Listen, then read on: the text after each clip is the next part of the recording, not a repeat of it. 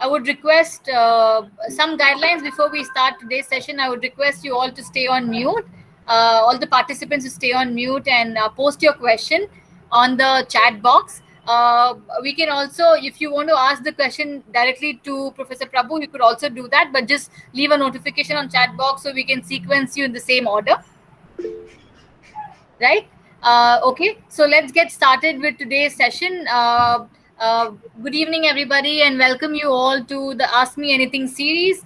We've done many series over the last 7-8 months, and we are really excited to have Dr. Prabhu Rajagopal for our Ask Me Anything series today.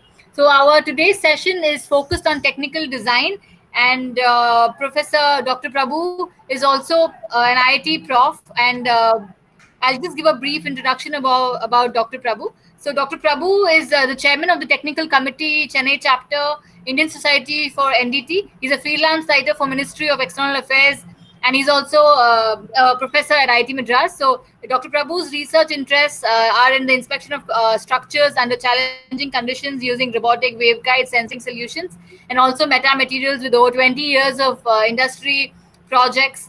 And he has about 150 technical articles in peer-reviewed journals and conferences with proceedings, and 15 Indian patents filed in the last years of his experience. He has a very strong collaborative and international collaboration with universities such as Nairobi, Kenya, UT, Australia, NTU, Singapore, and so on and so forth. But the most interesting part about Dr. Prabhu is he's extremely passionate about his tech translation. He has co-founded several startups in the last few years, including Planis and Solinas, which deliver robotic inspections for submerged structural assets, and more recently Zyma Analytics to deliver industrial IoT using waveguide sensors. So another interesting aspect about Dr. Prabhu, before we let him speak, is he's also a poet, has great interest in art and literature, and he's published 2 volumes of poetry in English language exploring genres of cubism, surrealism, and minimalism. So we're really excited to have you online with us, Dr. Prabhu, and over to you to set the tone for today's session, and we will then take up questions from the audience. Thank you so much for the very kind introduction, Pratishtha. No, I skipped a lot of it. We were not able to. There's a lot more, guys. There's a lot more about Dr. Prabhu, but I just stick to the basics. No, that's wonderful. In fact, since you picked my attention on the presentation, I'm just going to share a slide and then we will get started. So please give me a second. Yeah, so we've actually blocked the presenting thing, so we'll open it for you. Please open it for me. Yeah, sure. Sumitra, do you want to give access to Dr. Prabhu, please? We can't give a particular access, Pratishtha. That's why I said to share it. Okay, Dr. Prabhu, would you mind sharing the presentation? It's okay. Give access and then they close it back after he's done. Okay, sir. Just give Yes, I guess. Yeah, I'm just doing it now.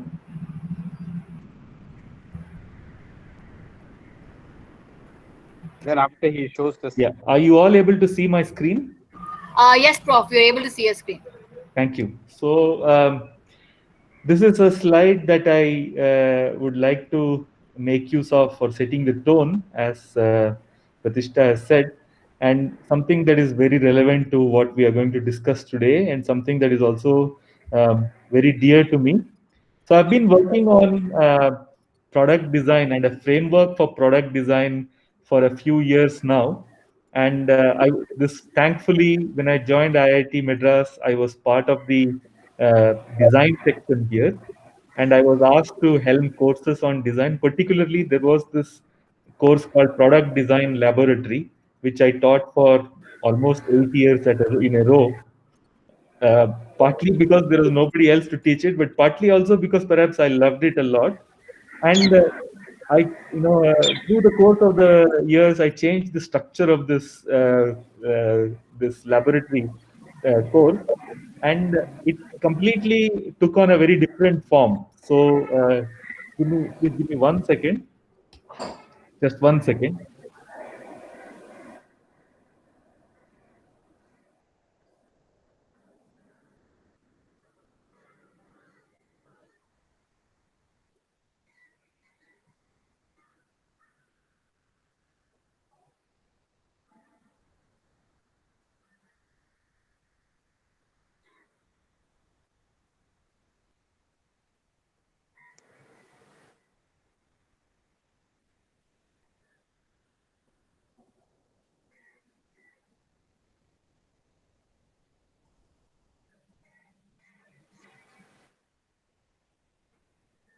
while we wait for Dr. Prabhu, request the participants to post their questions related to technical design or design thinking on the chat box. We can start taking up once Dr. Prabhu finishes his presentation.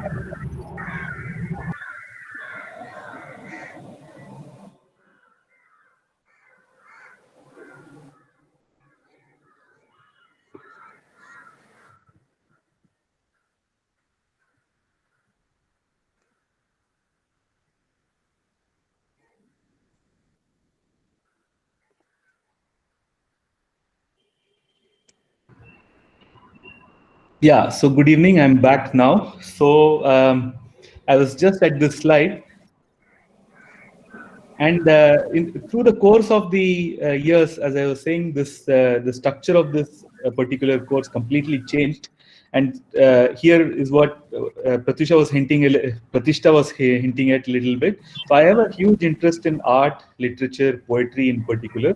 And I practice a form of poetry called art poetry, where I try to weave in elements of art into poetry. But interestingly, this all of this also has a bearing in design. So the first bullet point here is the three pillars of design. So in fact, this comes from a very venerable old tradition going all the way to Roman times. In fact, this particular phrase was coined by a Roman engineer called Vitruvius, who is famous for various things, including the design of the Pantheon in Rome. It's a cathedral that still stands, and he has other inventions to his name, including an ancient odometer and so on. So his dictum is very influential within the design community, which is that any design needs to have three aspects to it. One is there is a utility to it, that is utilitas. Then there is a form to it, utility or function, and form or firmistas. So form and function are related to each other. Often there is another well-known dictum within the design community called "form ever follows function." Although today we talk about multifunctional design and so on, but there is a very intimate connection between these two, the utility and the form. The final aspect that designers should also have in mind is the beauty of it, or vinustas. So this is something that goes beyond just fulfilling certain functions in design to customer delight or user going have more than just satisfaction to delight. So that is the Venustas aspect of it. So these are the three aspects that we must keep in mind when we consider technical design. Not only that it fulfills the function, there is a form that fulfills the function, but also can we take care of something that goes beyond what is asked of us. Those are the three pillars. And design is always led by three drivers. So firstly, the spirit of the times, or the zeitgeist. So today we are very well within the spirit of minimalism. Art has moved on to what I'm showing here in terms of magical realism. But design-wise, I think we are still within the phase of cubism and minimalism. Then there is the worldview. Weltanschauung here means worldview. So clearly, the nature of our political economy also determines the kinds of products that we create. So in the older times, maybe 40 years ago, products were designed to last. But today, no product lasts more than 5 years, 6 years. So this is a product of our current thinking, in the sense that we are going towards more of recyclability, more of short lifespan thinking. But this is also symptomatic of our entire way of living at this point of time, where which philosophers are critiquing and saying that we need to change this. We have a short attention spans, and that is also reflected in our designs. And the final point is something called, within the German framework, Gesamtkunstwerk, or total art. So that is something that designers must keep in mind, so that there is a consistency in their design. So whether if you choose minimalism as your guiding framework or principle, for example, then that should be reflected in all aspects of the design, including choice of materials, the kinds of functions that the product is to fulfill, then the choice of color palettes, for example. Everything has to be consistent. So we cannot have a kitsch in a design. That is, you pick and choose from various elements, then your design is going to be egregious. It is not going to be satisfying for you as a creator, and it will not be ticking that Venustas box for a user or the customer or client and in the end. So that is something that I have been emphasizing in my design practice, that we must try and have a consistency in design. So in fact, I've been researching also on Indian design. Is there a theory of Indian design? So that is for another day. But if there is a theory of Indian design, and there is indeed, everybody agrees that there is a theory of Japanese design, there is a theory of Nordic design, there is a theory of German design. So that actually comes from this last aspect. What is the what is the guiding philosophy for our design? So this is what I call philosophy-led design. So that is what will set the tone for my for this session today. Whatever answers I will try to give will be within this overall framework of philosophy-led design. I believe that if you adopt a very structured and methodical approach to design, a lot of your problems will be solved. And in fact, they may never arise actually. So fix a particular guiding philosophy in the beginning, then pay attention to Venustas in addition to Utilistas and Firmistas, and also take care of the worldview and the spirit of the times. And I think if we do that, then we should be very well secure in our design process. So with those few words, I'll stop presenting, and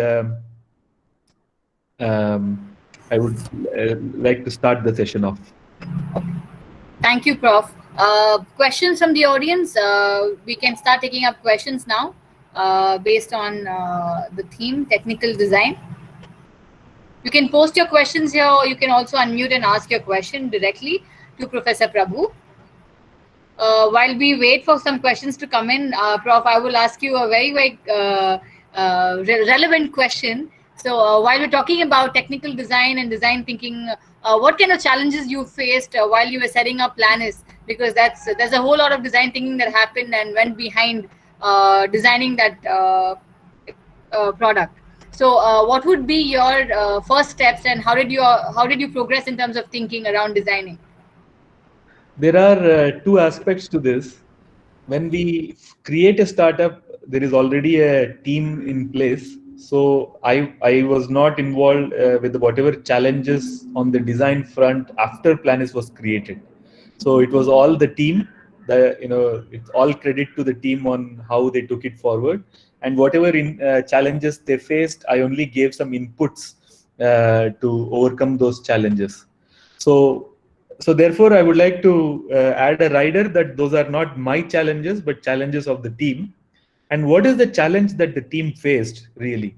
The challenge is somewhat like this. And this perhaps applies to a lot of people here, in the sense that we usually create a product and then try to search for the market. Rather, it should be the other way around. Find the market and try to see whether you can create a product to fulfill that market. At Planis, also we were in the same quandary, in the sense that we had a product and we were searching for a market. So that is the first challenge that we faced.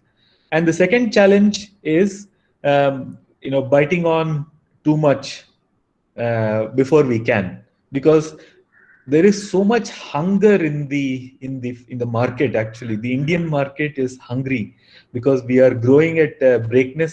We were and continue to grow at a breakneck pace compared to the international markets, and there are very few indigenous, customizable solutions available.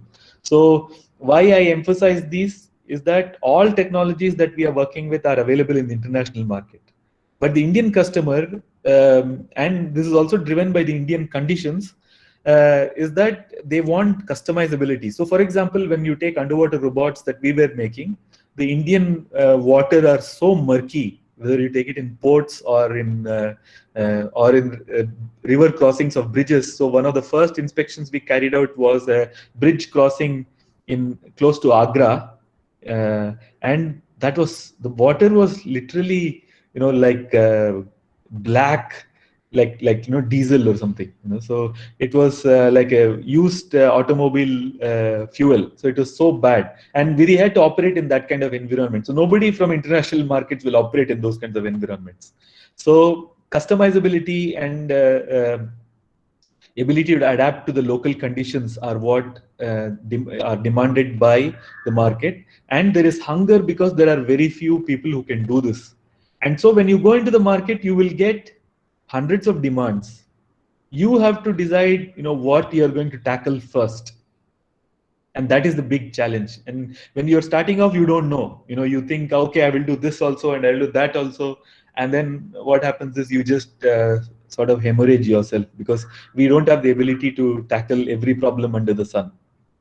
So to summarize my answers to your question, what are the challenges? I would say these are not my challenges. These are challenges the team faced, and the team faced these two challenges. One is in tailoring our product to the market, and two, in prioritizing what challenges we are going to solve first. Those are the challenges that we faced. And how did we overcome these challenges?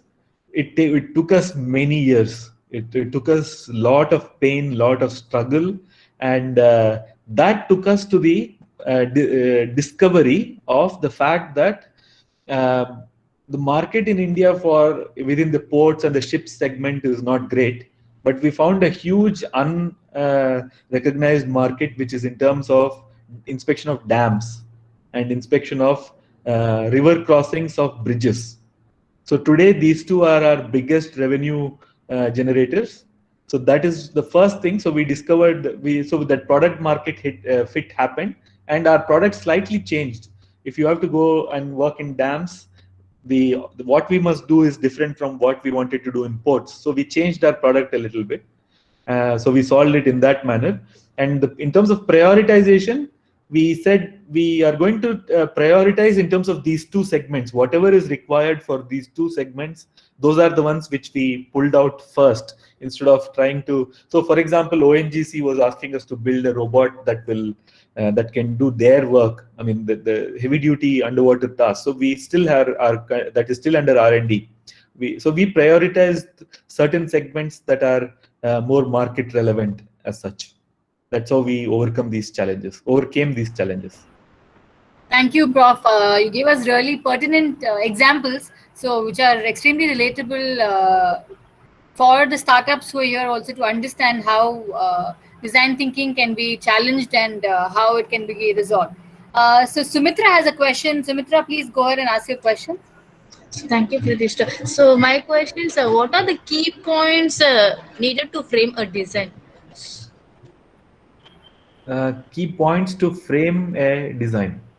So those key points are what I had on my opening slide. Is that first thing you need to look at is what is the function you need to fulfill, right? So take an example. Let's say you want to build an industrial fan, right? So what is the function here? The function is you need to cover a target area. Let's say that area could be 10 meter by 4 meter hall. So you need to have an industrial fan that can provide ventilation or actually air circulation for this entire hall. So that is your design problem. Now that is the function. Then the form comes into picture. So the form will entirely depend upon the philosophy that you take. Now one philosophy could be, I don't care about the cash, just get the best for me. This is what it is. So that is one philosophy. Another philosophy which more appeals to the Indian sentiment is go frugal. See, how can I take advantage of the room's natural topography, and where can I place the fans optimally? Can I do with just one fan, or do I need N fans? And what are the positions of these fans? And how do they need to operate? What is the maximum setting? What is the power consumption? So this is the function aspect. First is the form. First is the function. Next is the form. This is the form aspect. And then the third aspect is how can we delight the user? So, of course, you can do a very, marginal job and go away. I get a contract. I need to instrument a room with 10 fans. I just instrument it with 10 fans and go away without any thought to whether these 10 fans are ideal, optimal or not.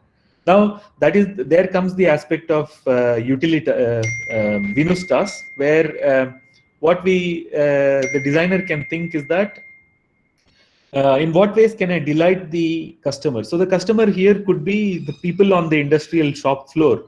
So there are various aspects that come into picture here. At what point in the day is the temperature highest? Okay, so that means this is the peak temperature here. At this peak temperature, what is the humidity?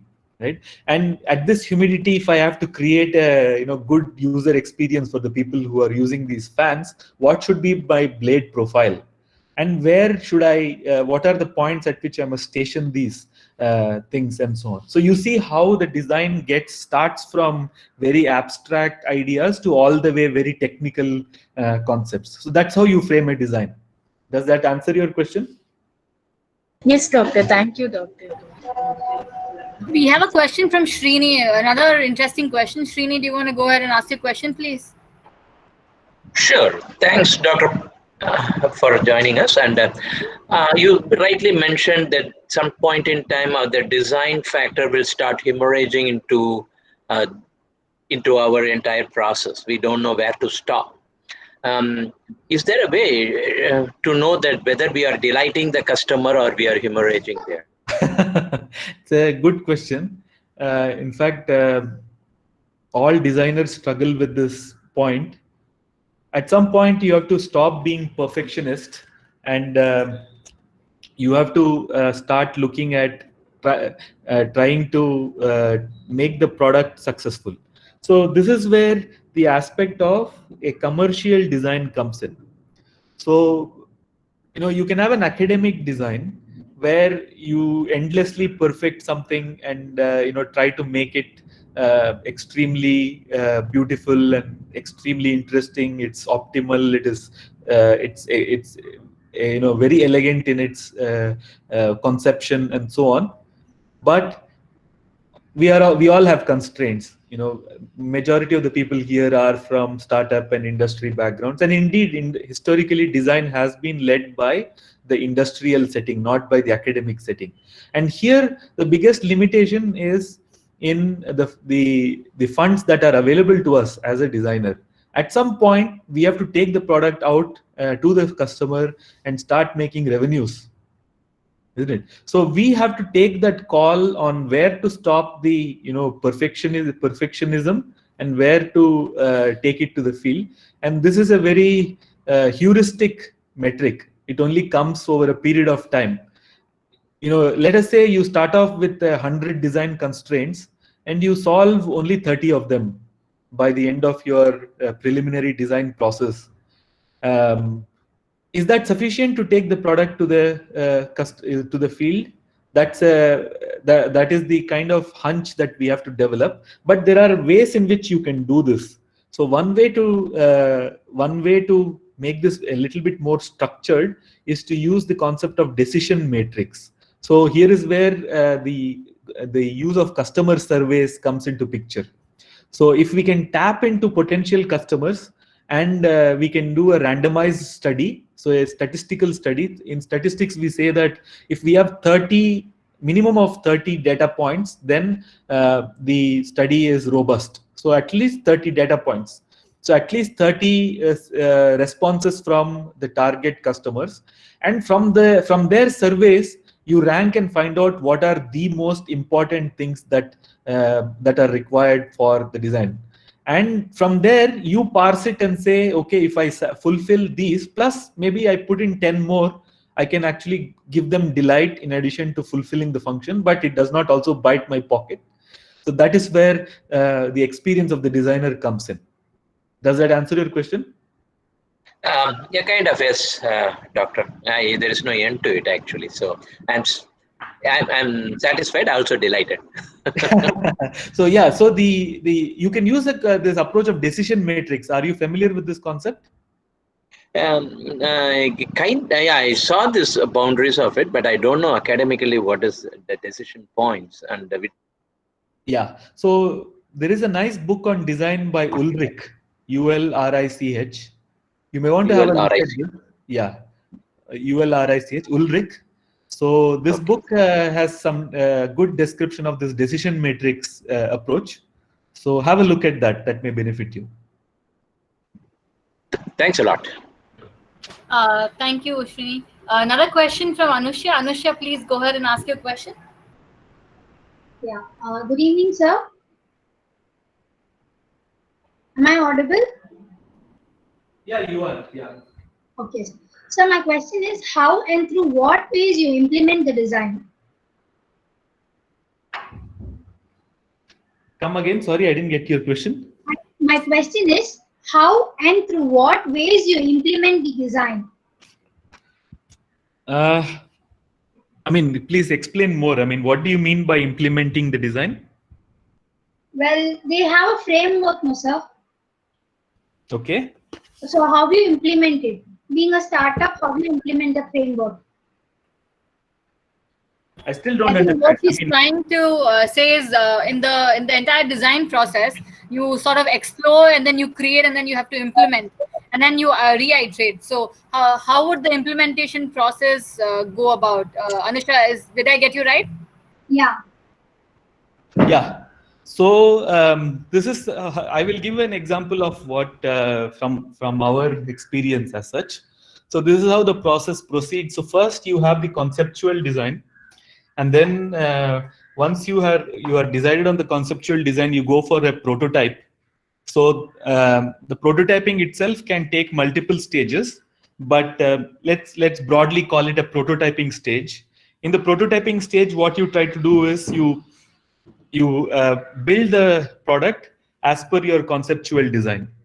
And then there is a testing phase, prototype testing phase. So the testing phase may involve various subcomponent and subsystem level testing, as well as overall system testing. Once you have completed the testing, then you go for a mock-up trial. So a mock-up trial means a mock-up is a laboratory reconstruction of the field condition. So let's say some of you, I mean, a lot of you here are in the medical domain.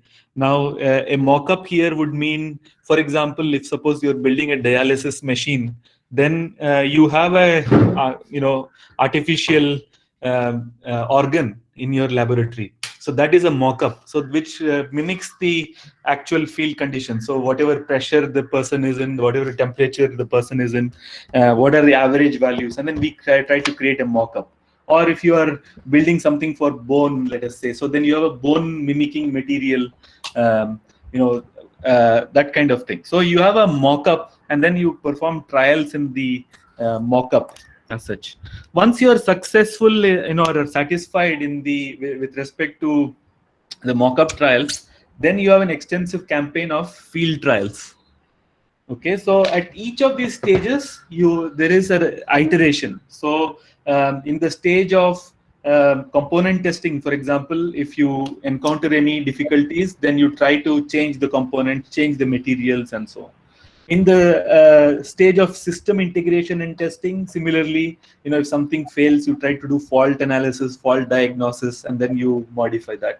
Then in the level of mock-up testing, similarly, there is a iteration that happens. And then in the field testing, of course, there is a lot of learning. So typically, almost 90% of the cases, we will not anticipate certain challenges that can occur in the field. Okay, so these will be known only when you go to the field. It is impossible to know these things when you are in the laboratory. So at that point, again, you make an intervention. Maybe some material that you chose is not practical at all as far as the field conditions are concerned. Then you come back and change that particular material, or certain power requirements of your machine does not suit the practical condition. In practice, maybe you only have battery power. You cannot have mains power. So that puts certain constraints on your design, and so on. Of course, if you are informed of the field through field surveys, that is great. Then you can start with much better information right at the beginning. But sometimes we have no such field input really. And this is the vast majority of the cases, that is the reality. And this is how this process proceeds. So this whole thing can take anywhere between 6 months to 2 years and it is a long and intensive process. There is no other way around it. This is the only way in which it can happen. Okay, sir. Thank you so much, sir. Yeah, thank you. Thank you. So while we wait for more questions to pour in, I have a quick question, Dr. Prabhu. So have you come across any, so while design thinking is supposed to make things simpler, have you come across any situations or examples where you've seen design actually becoming a blunder or a faux pas? So can you give us any examples how design thinking, the design itself has actually not served the purpose because it got overtly complicated or complex? There are many examples like that. Okay, if you come to IIT Madras, so I mean in general, but particularly there is a tank which is there in the hostel zone. Okay, Right. so that tank was built many years ago, almost 20-25 years ago, and it was never utilized because it was just over designed and it or under designed. Actually, it would have broken apart if it was filled. So design process can go completely horribly wrong, and we have to acknowledge that. There is no two ways about it. So there are other examples. So once, for example, we spent maybe 4 years in designing a robot, which we thought was the greatest robot in the universe. So we were thrilled about it, making lot of publicity about it.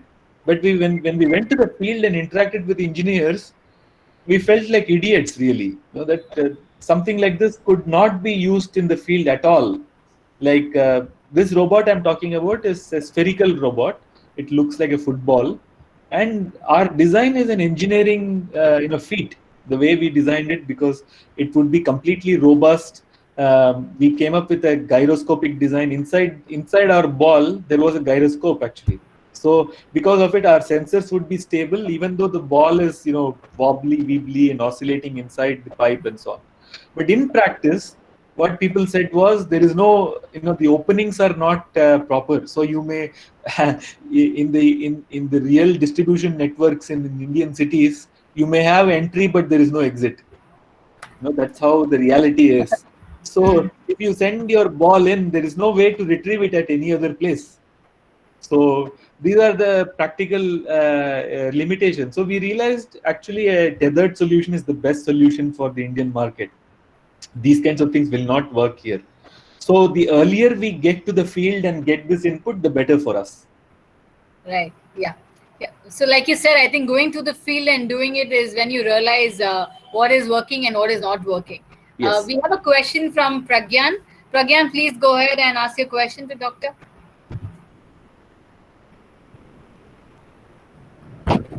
Good afternoon, sir. Pragyan here. Yeah, I got your question. So which should we focus on and which? Sir, when we design a product, a lot of components. Go ahead. Yes. So basically, the same thing I want to ask. Like we have 10 components in a product, and we may have expertise and few which we want to keep with us and design that. But like suppose I am having a battery and I would need a battery. I won't go into a battery designer or assemble my battery rather than wasting my time. So how do we take a decision on that this I should focus on, this I should outsource and save time? Yeah. So my only recommendation as far as this is concerned is that you have to touch your heart and ask, what is your core competency? Okay. If something is your core competency, do it. If something is not your core competency, look to see whether it can indeed become your core competency. So for example, at Planis, we started designing underwater lamps with very high power, high wattage, Okay. 4,000 watts, 5,000 watts. Well, if you look at the company, is this your core competency? Originally, it was not our core competency. Right? We are more into building the robot itself. We are more into designing and optimizing the propulsion and power and so on. But it turns out that we could do this fairly easily, and it was a market where there could also be secondary sales possible. So we did that. The second thing that we started to do is we started designing our own propulsion systems. So we build our own thrusters today. Originally, we used to import them. Now, is that our core competency? Originally not, but now it is. So, but these are all things that we can easily do. Now, for example, we have never ventured into making the cable itself. Right? We have an umbilical cable that connects between the robot and the base station. We buy or import these cables. There is no way we are going to develop a capability in something like this. The other thing that we also always buy is connectors, and in fact, a lot of our money goes behind connectors actually, because we make the robot waterproof, and so the connectors should also be such that they are leak proof, and these are not easy to come by. There are very few companies in the world that make these connectors, and we just buy them, and we are not going to make these any better than what those people have perfected over many years actually. So we are not going to go into that domain.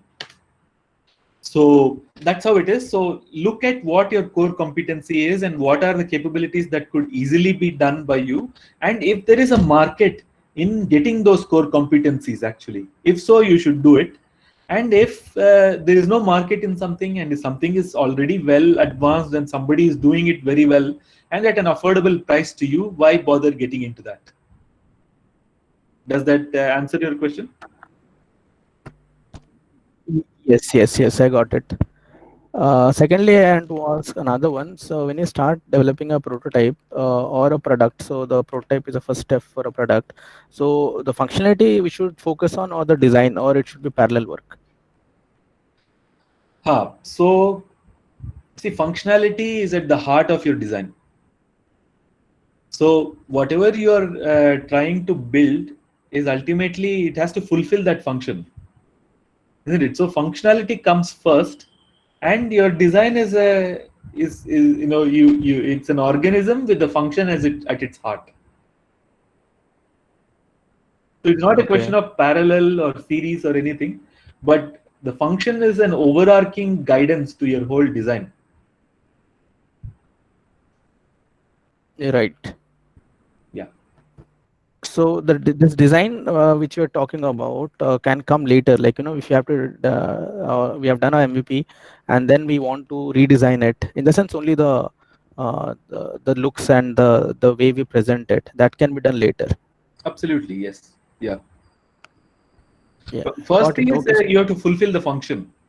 Now, if Correct, you are able to correct. fulfill the function, rest can follow in any way, any order actually.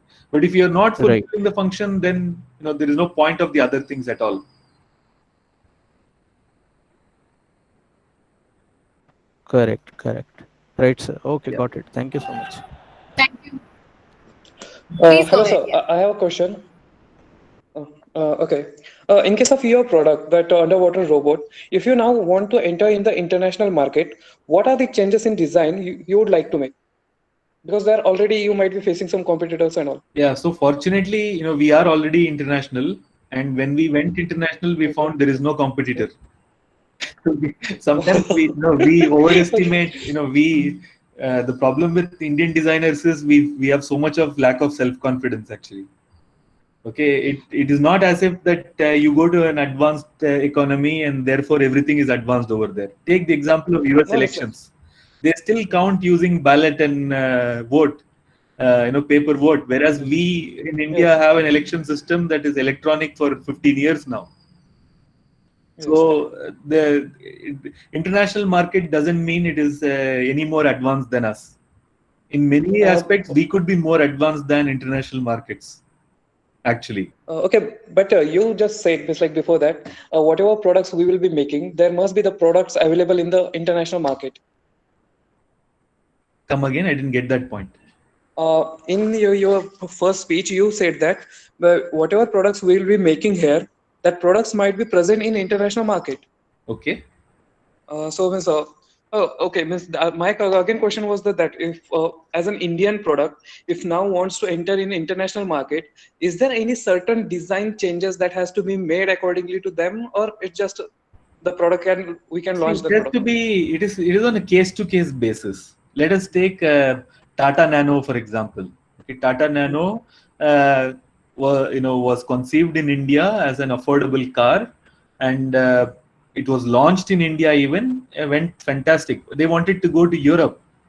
Okay, but the major challenge, and in Europe, there is a market for small cars. People are very interested in small cars, really. Okay, but what was the bottleneck? Do you know what the bottleneck was? No, actually. It was regulation. We were not fulfilling the emission criteria required for cars in Europe, and that is what killed the whole thing. Even today, they have not been able to launch Tata Nano in Europe. They said we will follow Euro 4, Euro 3 guidelines and all that, but it was too late. The product is already designed. You cannot retroactively try to change the product so that you can fulfill certain emission criteria. The emission criteria has to be at the heart of your design itself. So it depends on case-to-case basis. So in this particular case, it was impossible to make any changes actually. So that was why, in fact, that was one of the reasons why Nano never took off, because every product requires expansion. You cannot have only one market and then saturate and be done with it. But expansion requires that you make certain changes that are flexible overall. So it didn't happen. On the other hand, say take the example of Hero Motors or TVS Motors. You may be surprised, but today TVS and Hero are actually the biggest motorcycle brands in Africa. Okay. Were you aware of that fact? Yes, miss. I had read this somewhere. Yeah, so they are on LinkedIn. And they had to make almost no changes to their product line. It was perfected here, launched over there. Okay, so this is an example of no change. The other, I gave an example where the change required killed the product itself. And there are other examples where slight tweaking was all that was required to launch the product in those markets. Like our Planis robots, for example, required a little bit of tweaking only to be launched in the European segment as such. In our case, our conditions are far more challenging than what conditions we will encounter abroad. So there was almost nothing required to be changed. Just a little bit of change here and there. That's all. Okay, so thank you so much. Yeah, it's all case-to-case basis, really, and you have to look at what particular product you are interested in, and it's entirely dependent on that. Okay. Thank you, sir. Sure.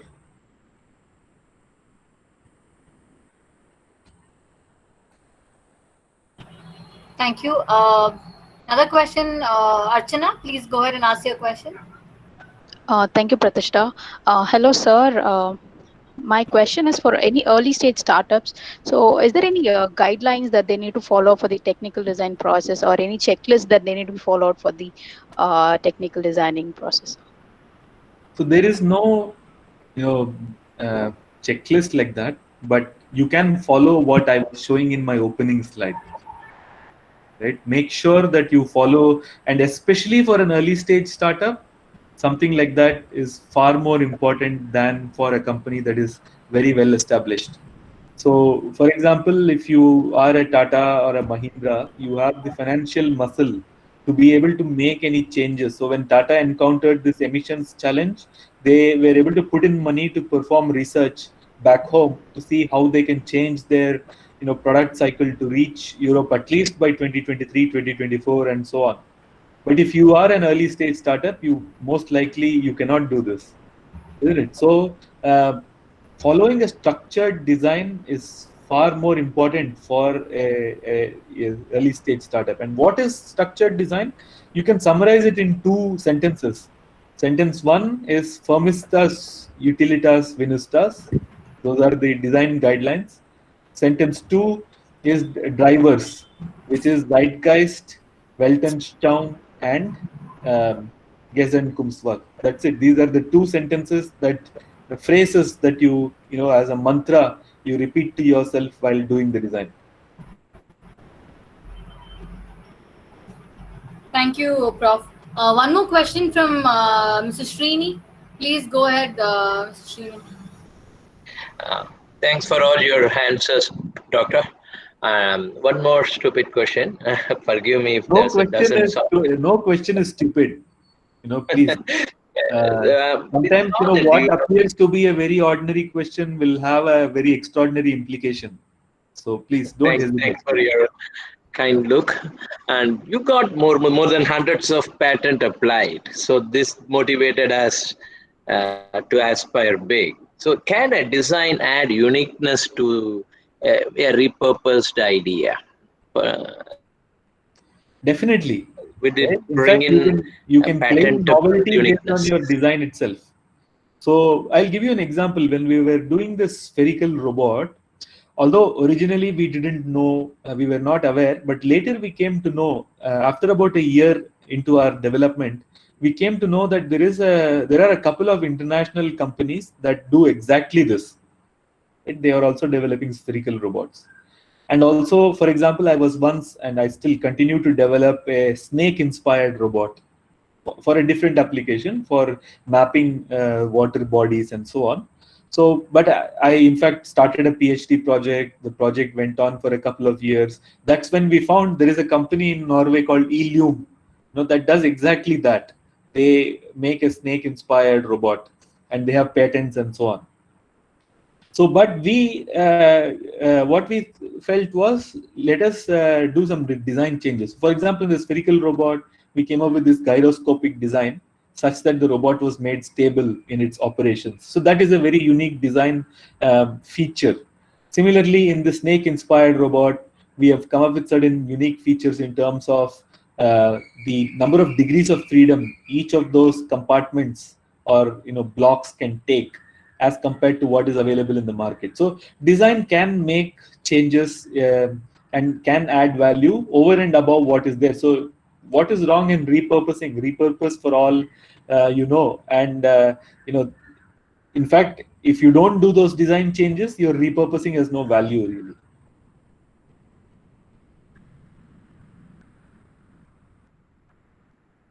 Oh, thanks a lot, Doctor. Yeah. And one final question. Would you be our guru? Just Very to happy reshape to. it. We are so shy to go to the consultant. Yeah, very happy to. Just that I have many things on my plate. So if you have the patience for it, and I'm very happy to be. Yeah. Always at your disposable time. A lot of people don't have patience, by the way. I mean, we are in a instant world. Everything has to happen instantly. If somebody writes an email, if you don't reply in 5 minutes, people will send one more reminder email. That's the world we are entering in. So patience is a hard virtue in this world. Thank you, Prof. It would be a blessing. Thank you. So another question, Prof. So while the startups are at the early stages of designing, what are some of the elements that they should look at while designing their product? Could you give like 3 or 4 elements that they should rightly think about that they usually miss out on? Yeah. So I think I've answered this in various other things, but I'll repeat. So the first element that you need to look at is, are you first of all fulfilling the function? So that is, first of all, is there a function? Is there a necessity for what you're building? And is the necessity big enough? Because as a startup, the more important thing, of course, we all enjoy design. You can have a lot of joy and pleasure in making a fantastic product. And many of us here are techies, so we love doing those kinds of technical calculations, simulations, and analysis, and all of that. But finally, we must have a product that has an addressable market that is attractive enough. Isn't it? That means, say, if I am building a robot for the pipeline segment, is there enough money actually for inspection robotics in the pipeline segment? Now, it's not enough that there is a sufficient market.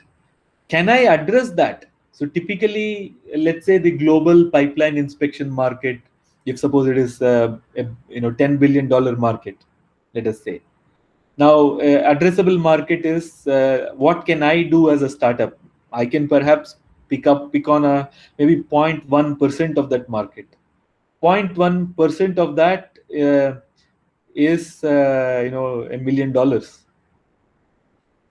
That is not enough actually. $1 million is only 7 crores of rupees. It's not enough of a revenue to generate. So these are the aspects that I would like designers to think of. Designers usually don't want to think of these things. They want to be in their own comfortable zone and work away with the technical calculations and all that. All that is great, but you need to see whether the function is there a necessity to build your product. And the necessity in a startup domain is primarily driven by the market. And when I say market, you have to look at the addressable market. Now, okay, there is a $150 billion global market in it. Great. If that 150 billion market is in Sweden, for example, how when can you access that market? Highly unlikely in the next 3 years, 4 years, isn't it? So the addressable market is what you have to look at, and within that addressable market, is there a need for your product? So that is the first thing in terms of function. The second aspect that you must look at is what is the form that fulfills this function in the most optimal manner. So this harks back to one of the questions somebody was asking earlier on. Maybe Srini was asking, I think, when should we stop designing and when should we start making? So that comes to the aspect of function. Form. Is my implementation of design sufficient to address this market? So that is function. So keep that is form. Keep that in mind. The third thing is, can I add in some elements that go over and beyond fulfilling just the function? So, for example, if somebody is ordering an air conditioning unit, something that can delight people is stuff like what people are now saying, control your aircon with a text message and stuff like that. So actually, practically speaking, doing something like this could be very straightforward. It could be very easy to do, but you could earn some brownie points. Now, at the risk of annoying our female audiences here, and it is not me here, by the way. Okay, so at some point of time, Ford wanted to make a car that was very appealing to female audiences, and what they came up with is the most frivolous and ludicrous thing I've ever seen. Apparently, close to the glove box, they have a holder for a bouquet of flowers, and that was a hit. That was practically a big hit among customers.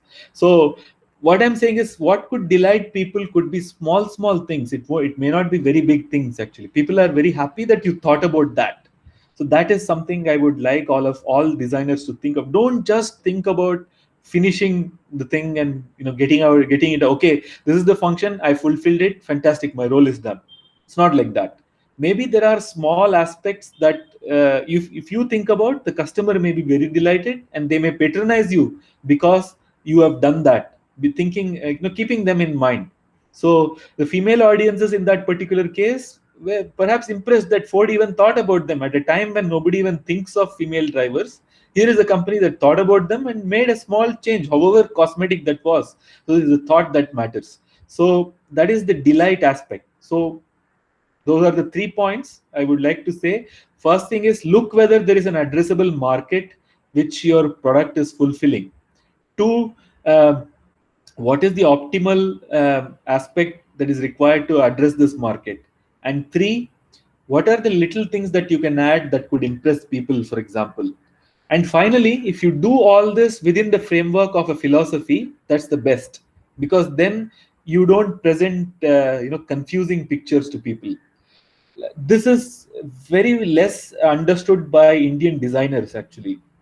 Now, international brands have picked this up a long time ago, and this goes into everything. So, for example, if you take a chain of hotels, Westin, let us say, okay, the designer of the Westin group of hotels has a certain feel and look for their hotel. So it must be contemporary. That's how their accommodations are designed. So everything from the choice of furnitures to the choice of artworks that they have to the kinds of seating arrangements that they make are all contemporary and have those elements and look and feel in that. It is not just this. The kinds of peripheral things that you add on. So for example, if you have a system for screening people who come into the hotel, that is also minimalistic. The scent that you have is the same. Every Western hotel chain you go towards the world, throughout the world, they use the same, scent and smell in their air regulation units, right? So even down to that and that scent that is picked up should also be consistent with your overall design. It has to be contemporary, right? You cannot have a jasmine smell because that's not contemporary. Sorry to hurt anybody here, but the contemporary thing is to be a little bit more subtle. Can I make it something lighter on the senses? Today's contemporary feel is everything has to be subtle. It has to be lighter on your senses. If it is heavy, like heavy colors, heavy music, heavy art, that's not contemporary. It was Baroque. It's gone now. Everything light is the contemporary thing. So even the scent that you choose must be light on the senses. The colors that the palette that you choose must be light on your senses. So in this way, so everything that you make has to be consistent.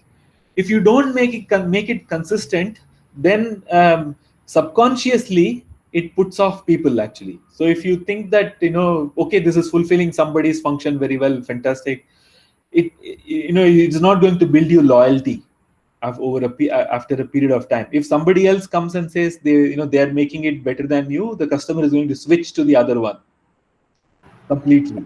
So I will even illustrate this. So there are many customers of Apple products. There are also many customers of Samsung products, but I don't think these groups are interchangeable,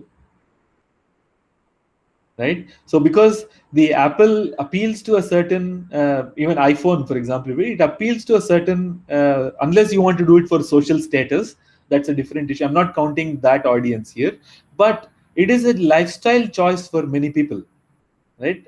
Who you are defines also the kinds of products and brands you patronize. So these are very different customer segments and audiences. So a person who is using Samsung, or let us even take consumer passenger mobility.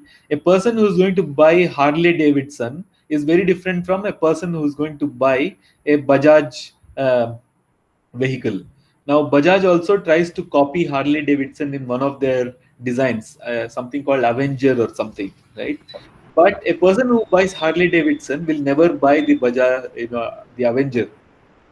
Period. It is not going to happen because these are lifestyle choices, right? So that's the kind of thing you need to keep in mind, that consistency in your design, and you have to choose a philosophy and pitch that right through. And you choose your philosophy depending upon who you are. Ultimately, it also depends on the company, the character of the person who is designing and all that.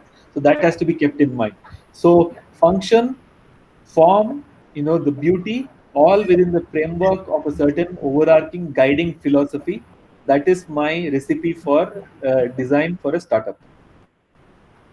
Thank you, Prabhat. I think that was beautifully summarized. But just to pick on a couple of things that you mentioned, you spoke about that pink car that was introduced, I think, early. I'm not sure if it was Ford, but yeah, in 1950s sort, where they had a design which was completely pink. Like you mentioned, they had umbrella holders and lipstick holders. The upholstery was pink and everything, thinking that women actually like pink. And that was the first car that was introduced. That was really, really interesting. I'd read about it earlier. The other interesting point that you made was being minimalist. I think the growing trend is being very minimalist. So you see that is consistently there in everything that you see. So that's also very, very interesting. And the other thing that I also sort of sensed was there's a lot of synergy between marketing and design thinking. When you spoke about actually the character of the person who will be using an Avenger or Harley Davidson. So Harley Davidson person would be more rugged, and this guy is more sincere, and he's looking at the functionality part. So I think there's a lot of character differentiation and creating a fictional character around the customer. So I see a lot of marketing synergy also there. So very beautifully designed and linked, Prof. Thank you so much for coming online. We are at 6, and we will start wrapping up the session unless we have any questions from the audience. Any last question from the audience? Oh, Srini has one last question. Go ahead, Srini. So before you ask, in Thanks. fact, Srini, before that, I have one more thought that came to me, in the sense that I heard one of the key people behind the Mahindra Scorpio vehicles. You know, this person was a professor of practice with us for a while, and he mentioned that, you know, the customer who buys a Mahindra, Scorpio or a Xylo is a unique person. Right? So he basically, you know, like a goon type of person, you know, a guy who is a village, you know, prominent guy, or a politician. Those are the kinds of people who own these vehicles. You know, there is a very well-defined, clientele for them, actually, and they design their vehicles to satisfy those clientele.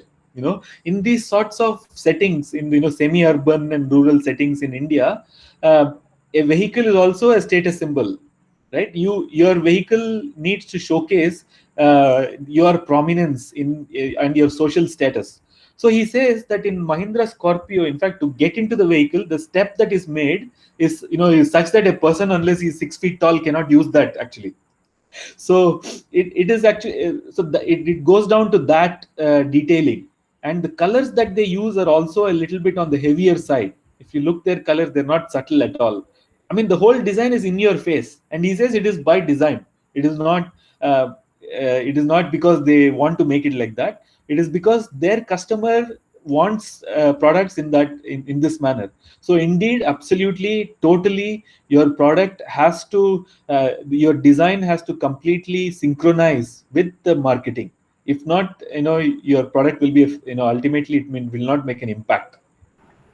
Yeah, that's, I think, very well put, Prof. So even we've noticed that a lot of scorpions that run around the road, they usually will have some people wearing white and white in the front seat, and they like to have that sort of a prominence that you mentioned. Yeah. So with that, I will just quickly hand over to Srini for your last question, Srini. Sure. And a final thing. So, adhering to all your suggestions, Doctor, you suggest to invest even though the functionality is satisfying on design, right? So would it be a wise idea, or hold on to invest or spending money on design? So you don't have to invest a lot. Design is, a lot of it is in the mind, actually.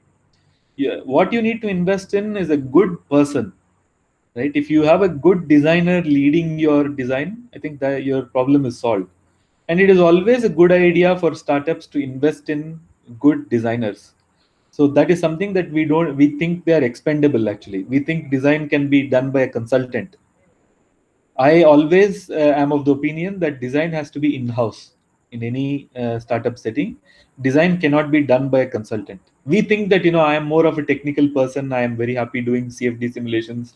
I will, my core competency is in choosing the right motor, choosing the right material, and so on. Actually, it would also help if you can have a person who can give some overall direction to your design. And it is better if you get this person early on in your organization. Yes, it is going to be a challenge to pay and retain such a person. And creative people are also difficult to manage. And if you don't give them enough challenges, you will have a problem in retaining them. But if you manage to solve all these issues, it is very important and interesting to get good designers into your organization right in the beginning. Thank you, Prof. With that, I think Thank you, Professor. Thank you. I think we'll wrap up today's Ask Me Anything series. Thank you, Prof, for actually showing patience and sometimes reiterating the answers also in different ways, so all of us understand with simple examples, but very, very impactful. Thank you. It was a pleasure having you today. As a practice, we usually upload our series, Ask Me Anything series, on our YouTube channel. Requesting your permission to upload the video on our channel. Sure. Yeah, I don't think I've said anything damning. But yeah. Thank you, Prof. Requesting all the participants to fill in the feedback form. This will help us improve our sessions in the upcoming thing. You can also share some topics for the upcoming series and Ask Me Anything series, so we can also plan our sessions accordingly. With that, thank you so much, Prof, for your time today. Hope you guys had fun, and I had a lot of fun. So have a great weekend. Thank you, Pratishtha. Thank you, Muthu. Thank Thank you. you, Sumitra. Bye. Thank you. Bye.